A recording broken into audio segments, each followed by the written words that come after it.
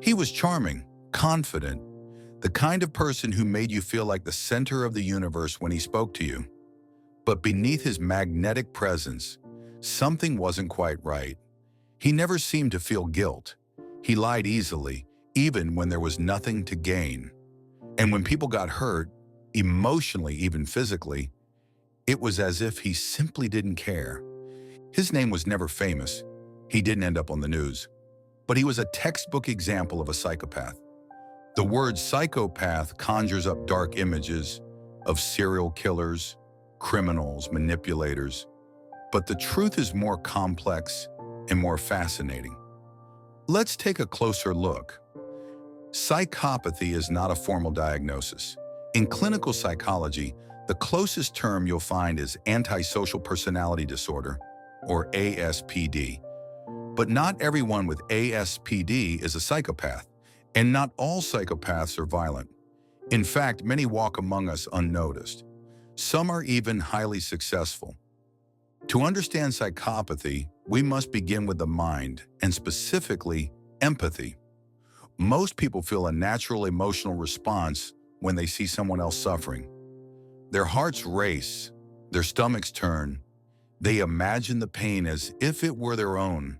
But in a psychopathic brain, these emotional circuits are blunted. Imagine watching a horror movie with the volume turned down. You see the fear on the screen, but you don't hear the screams. That's what empathy is like for many psychopaths. They can recognize emotions intellectually. They can even imitate them, but they don't feel them the way others do. Researchers have found that many psychopaths show reduced activity in the amygdala, the part of the brain involved in processing fear and emotion. Some also show impairments in the prefrontal cortex, which affects decision-making and impulse control.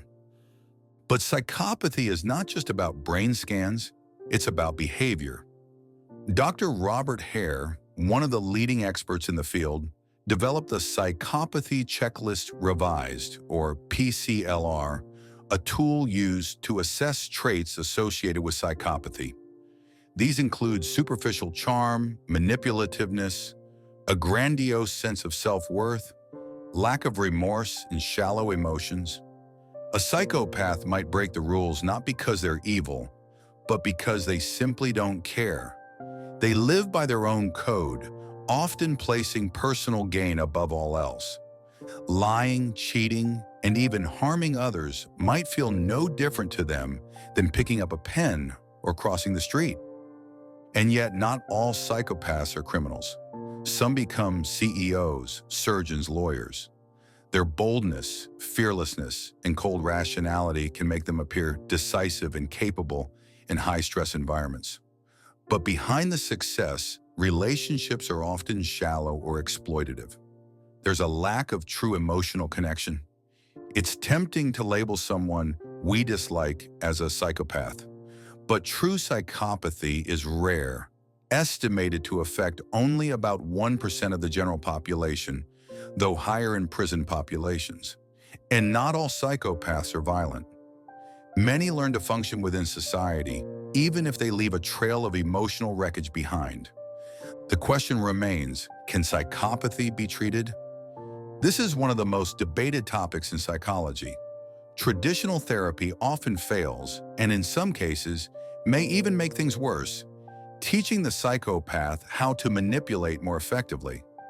Some researchers are exploring early interventions in children who display callous, unemotional traits, hoping that, with the right environment, some of the risk can be mitigated. Psychopathy challenges our understanding of morality, responsibility, and what it means to be human. Are they born this way, shaped by trauma? Is it nature, nurture, or both? Perhaps the scariest thing about psychopathy isn't the violence we associate with it. It's the calm, calculating smile, the absence of guilt, the ability to wear a mask of normalcy, while inside, the emotional landscape is cold and barren. But in understanding it, we come closer to unlocking one of the most mysterious parts of the human mind. Thank you for listening to Explained Under 5 Minutes. If this episode helped you find a little more clarity, consider subscribing and sharing with someone who could use it too. Until next time, stay strong, stay present, and stay curious.